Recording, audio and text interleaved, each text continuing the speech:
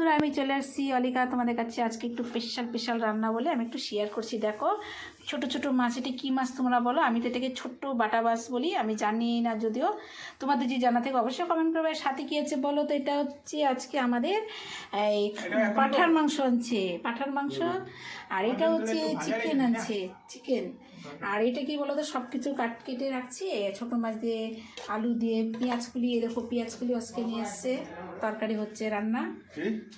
দেখো মাছগুলোকে একটু সরষের তেল গরম করে দিয়ে দিলাম। আর এখানে দেখো ভাত বসিয়েছি, ভাতও হয়ে গেছে, আজকে একটু বেশি করে রান্না করছি। আর দেখতে পাচ্ছি অনেক কিছু ভালো ভালো রান্না। আর এই দেখো আমি মাছ রান্না করছি, মাংস করবো, অনেক কিছু করবো সাথে। হ্যালো বন্ধুরা, আমি দেখো এই যে বাটার চিকেন করছি। আর এই দেখো মাটন করেছি, মাটন দেখছো কালার কি সুন্দর একটা। এটা আমাকে দেখো, আমি ছন্দা বাবা করছি, আমার ছন্দা বাবা তো আমি এটা করছি, ঠিক আছে? কি বললাম? ও আজকে আমাদের দুপুরের ভাত বড় বড় আকারে।